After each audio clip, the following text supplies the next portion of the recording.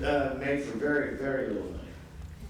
And basically, I took some of my favorite films that I liked at that point, mainly a movie called Rio Bravo, this Western. I kind of wanted to make a modern day version, but added in elements of other exploitation movies and end up with a song. And off we went. It was actually a good experience in the sense that I had absolutely no interference with anyone. But I had never made a movie where you shot day after day after day. The first film I made, Dark Star, we would shoot a scene and go away and raise money and come back weeks later and shoot a scene and then raise money and shoot a scene. Well, I sat on the set and Austin and everybody else had been through this, but I hadn't, and I was in complete confusion. Man, this is hard work. Wow. But movie came out in 1976 and did not do very well in the United States, but got a kind of cult reputation over in, it started in England, and here it still is playing. It's unbelievable. Now, how quickly did the script come together, and was the finished film very close to your original drafts of the script? The script came together really fast, and some would say too fast. And all we did after the film was done was shoot a little prologue. The prologue with gang members who killed, just to kind of start things with a bang. Now, Austin, at what point did you become involved in the project, and had you heard anything of John or his work on Dark Star previous to the film? Actually, this song gets it. I had not heard about anything about John or the Dark Star film, and I was in a workshop at the time over here in Studio City called Theater East, and Darwin Jostin, who was in the film, is one of the prisoners. He was a member. One of his friends recommended me to him. Eldon Quick. And this young man in the workshop here who said, doing a film, John Carpenter, I don't know who John was at the time, and I think you would be right for this part. Would you like to meet with John? I said, yeah, why not? And that's how I found out about it. And we had lunch, and they said, okay, you got the job. I had seen you in movies. Oh, I didn't know that, you see. Lots of films, and I just kind of wanted you to be in it. Oh, okay, well, thank you now. Now I can thank you. I thought it was just, I had the right walk or something. Now, you mentioned Darwin Jostin. He's really fantastic. Yes. And a lot of the kind of laconic humor and humanity of the film comes through his performance. How did you discover him, and did you realize from the very beginning that he was going to be able to provide that kind of element to the movie? Well, strangely enough, it's another strange story. I was living in an apartment up in Beechwood Drive, and he was my neighbor in the back. And I discovered he was an actor, and I had seen some of his stuff. And getting to know him, I got to know this side of him. I thought that I could turn into this really bizarre kind of heroic character. And off he did. And Laurie Zimmer is also really wonderful in the female lead, and she has this kind of amazing, kind of deadpan, very slow, sensual simmer. Was that her in real life, or was that something that you really kind of created for the film? It was her being a really talented actress. Laura is a very, very sweet young lady, and she came right in and did the part extremely well. And after we finished shooting, she saw the dailies and hated herself. She thought she was awful. And I said, no, you're completely wrong. You did a great job with this. Because just what you're saying, you're underplaying all this, which is necessary. Now, because the film was shot on a very low budget and very quick schedule, did you have a lot of time to rehearse with the actors? Especially because a lot of it could almost be a stage play. It's all in this one kind of contained set inside the police station. We had a read-through, as I remember, in my house. That was basically our rehearsal. No, we come in the mornings and get a quick rehearsal for camera, and off we go. Now, and where did you actually shoot the film? Did you have any trouble finding the location? The police station that we see here, where was it? The interior of the police station was a set. At the time, it was Producer Studio. I think it's Raleigh Studios now. The exterior is the old Venice police station. And then just various locations in South Central LA. Now, you use a lot of kind of, exploding squibs and bullets, bursting out of walls and out of people throughout the film. Did you run into, any kind of danger because you had so much kind of explosive stuff going on, especially in that midsection of the movie? The most dangerous part of what we did was the full load shotguns. I think there were a lot of us on the crew who had never worked with full load shotguns before, and they're profound. And I remember one scene, I decided I wanted to stand in front of Darwin as he was shooting just to see him. And the special effects guy said to you, "Are you fucking crazy?" He died. Well, I quickly learned, he took the first shot, I felt it, I said, "Oh my God, what is this? It's amazing." Profound. So that was the biggest danger. Now, you do a beautiful setup to the film where everything is kind of very sort of still and calm, and then you really shock the audience with the murder of the young girl. Was there ever any question from any of the producers, anyone outside, saying, "Hey, you're killing this beautiful little blonde moppet"? We never crossed that bridge until we came to rate the movie with the MPAA. And they said, "Unless you cut that, we're giving you an X." So I went to the distributor and said, "Well, what do you want me to do?" He said, "I'll just cut it for their print and we'll just release it regularly." So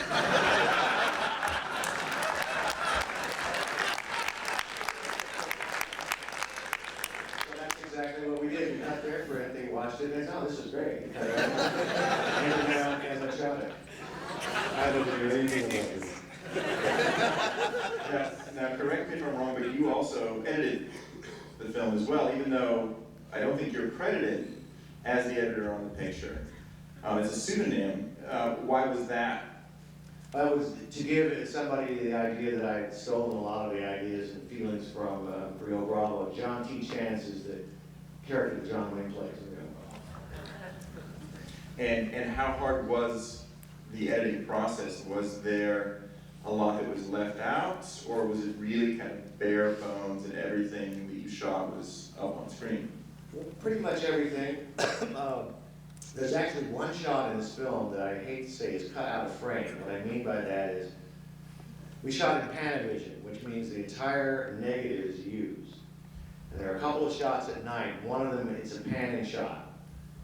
And unless we had moviolas, the old moviolas you could barely see. And unless you got the frame line lined up, when you made your cut, you might be cutting a half sprocket into it. Well, I did. And right there it is on the negative. But it's so dark nobody can see it, thank God. Now, there's a beautiful, beautiful atmospheric score to the movie, one of many amazing scores that you've written. In fact, we probably do kind of separate tributes to you as director, as writer, and as composer.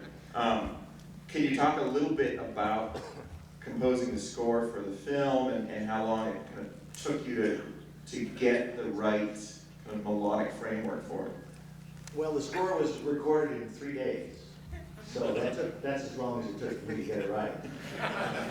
The main little theme that you hear, the main title theme, was based on two other pieces. One is the Immigrant Song by Led Zeppelin. yeah, and then the score for Dirty Harry, which both use that that kind of thing. So I used that. I was using old tube synthesizers where you had to tune them up before you could play them. Then did a couple piano pieces and we did about 3 or 4 or 5 different pieces of music and then just used them over and over again to film low budget days. Now, you also, you came out of film school, you were kind of part of that first generation that really emerged from film school in the late 60s and early 70s. You know, of that generation, the new Hollywood, I guess it's called now.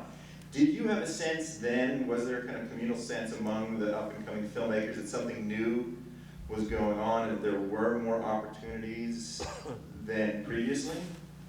We all thought so, and we all hoped so. But from the group of people I went to school with, as we got into the business, certain realities took hold. It's a tough business to get into for anybody. And very often, the people who are the most talented don't ever get in. Don't get a chance.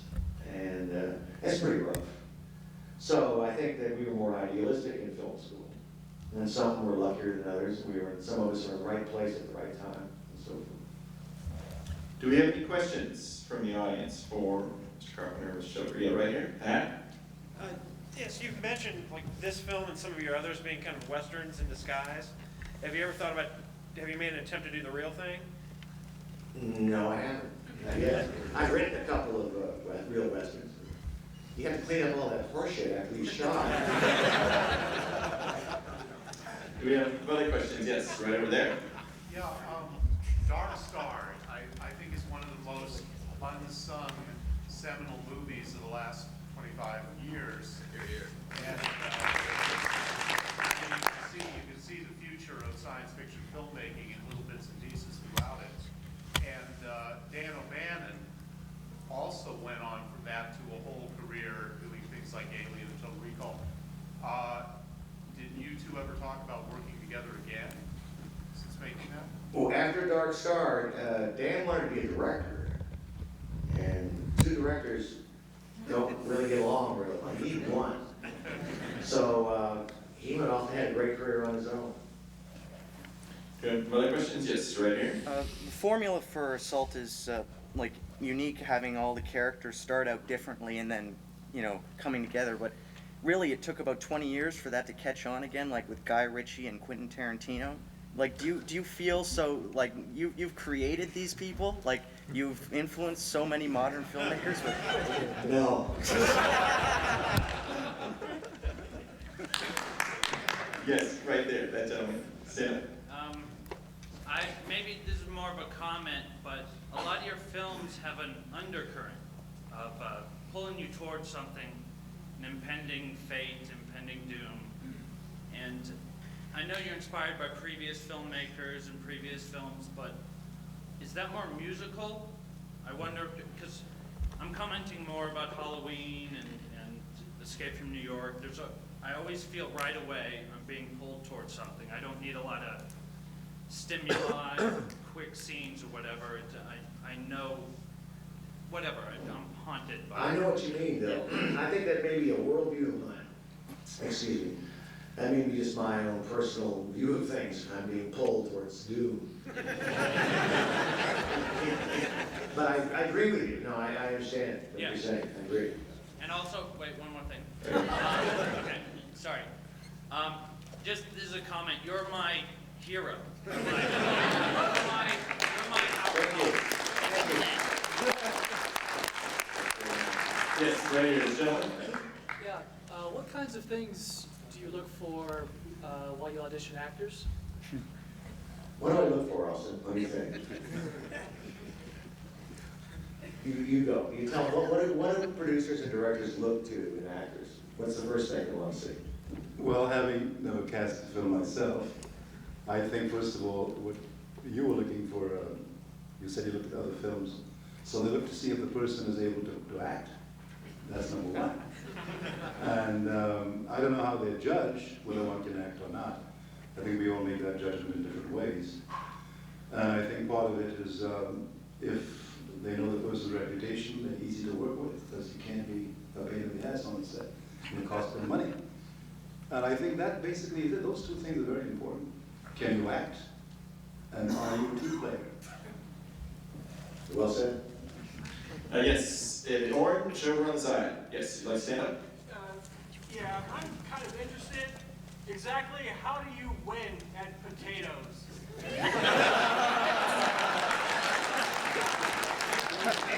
I'm not going to remember how you do that. It's like, It's like a slipping of a fist, but how do you know who wins? I can't remember now. It's a little bit like paper, scissors, rock.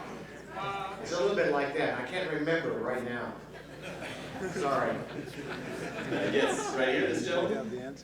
I was just wondering, actually, more for Mr. Stoker, that on a recent episode of Angel, as the characters are clamping down in a building and surrounded by immeasurable odds, one of the characters looks to the other and says, "How do you feel?" He goes, "I feel like Austin Stoker in Assault on Precinct 13. I don't know if you're aware of that. And No, somebody said that? yeah. I can sue, huh? Yes, I this never heard gentleman, of that. this gentleman over here. Speaking of casting, Cheney, the police cop, is a wonderful character actor. He was in Babes in Toyland with Laurel and Hardy playing Barnaby, and he was Scar. He in was John Scar, Wayne's, yeah, that's Scar. Sir, how did you run across him, and did you remember anything specifically about him? I saw his picture in a casting file. I thought, well, I want to hire him immediately. He's great. How did he work out for you? He was great. Thank you. Yes, over there, the gentleman. Stand up. When I was watching this, I was thinking of Night of the Living Dead. Are you influenced by that? Everybody who made a low budget film has been influenced by that. Each and every one. We'd be lying if we said we weren't. Yes, right in the back. You talked about making a prologue for this film to, I guess, explain the gang behavior, because from what I get, there's so many great what's beyond threads that are never addressed, and it seems like the intention is to just never explain why the gang wants to take this precinct down, just have them shoot it up. Did you ever have trouble with the money people saying, well, why do they do this, and did they want more backstory and... No, I never had a problem at all, which was odd because no one ever questioned me on it. Maybe they should have. But I wanted to, in those days, I tried to leave a lot more mystery about certain motivations. I was attracted to that when I was a younger filmmaker. I think in Assault and also in Halloween, I try to leave the motivations of the evil characters, let's say the gang or Michael Myers, as sort of a mystery. As more force, incomprehensible. But the more I got into mainstream filmmaking, the less that they're going to allow that, because they want everything spelled out. Yes, right there. Matt? I'm a huge fan of the film Starman, and I heard you recorded a commentary with Jeff Bridges, and it's only released in Region 2 DVDs in Europe. Is it ever going to get released here? I have no idea. And what about a Christine DVD special edition commentary, maybe? If they ask me, I'll do it. Yes, over there. Right here? Yes, you. Okay, well, after They Live, I guess, I always wondered if your previous films had some veiled political commentary. Because They Live just seemed like it had some sort of social political commentary that was pretty fascinating, but, you know, kind of vague at the same time. And I guess I was just wondering about Assault on Precinct 13, if you're trying to make any sort of subtle commentary. As far as I'm concerned, Assault is an apolitical film. They Live was a movie made in direct response to my horror at the Reagan years.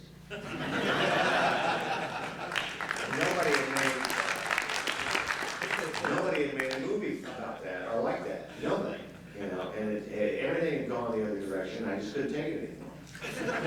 So I was this lonely voice in the wilderness. But, you know, making political films is kind of a dead-end proposition in a sense. I mean, you really just have to make movies that are hopefully entertaining in some way or another. So you really didn't even try to tie that in on some...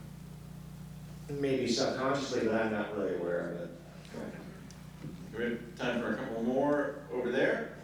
Yes, you. Yeah, I had a question about your music. It seems like in your older films, your music was more keyboard oriented, and then lately you've kind of moving towards a rock guitar thing. I was wondering if there's any influence that led to that?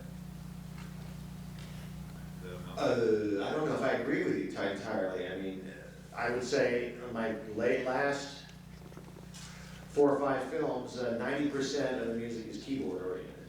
Oh, really? You know, you're hearing some of the stuff that we recorded with musicians and me playing guitar, but the majority of the score is still keyboard, still driven by keyboards. I guess I'm thinking of the stuff that really grabbed me in your more recent soundtracks, like Ghost of Mars, Mouth of Madness, and a couple of pieces from Vampires. Well, Mouth of Madness, I mean, there's only one piece that's live music, and it's all synthesizer. Oh. Which is tricking me. I think, yes, right there. No, right, just before, yes, you. Okay, I was kind of wondering what your thoughts are on using digital video for low-budget productions, and would you have used the new digital video cameras if you had them available to you for either of your first movies?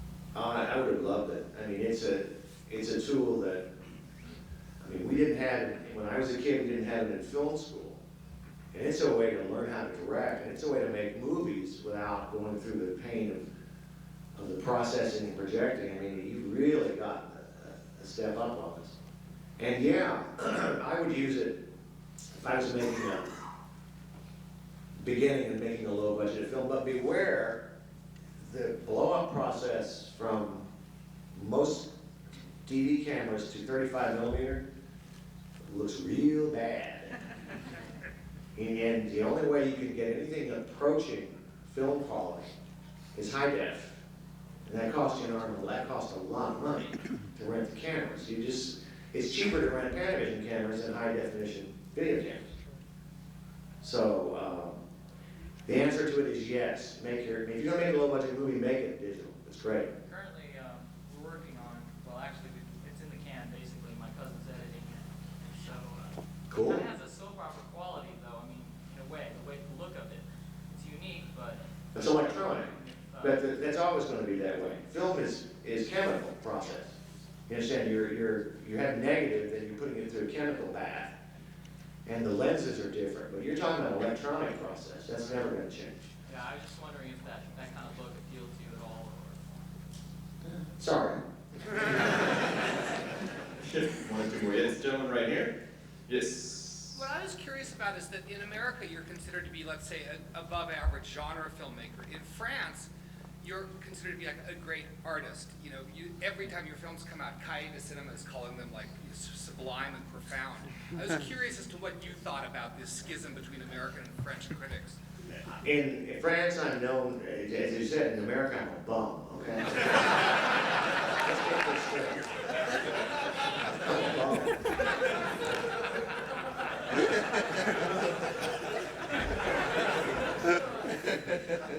I can't make any sense of it, man. I don't think everybody's crazy, you know? Neither of them are right. But... I think that's probably a great note to wrap up on. You're going to be here tomorrow for The Thing and to introduce Halloween, and then again on Sunday after Escape from New York. I'd like to thank Austin Stoker for joining us here tonight. Thank you very much.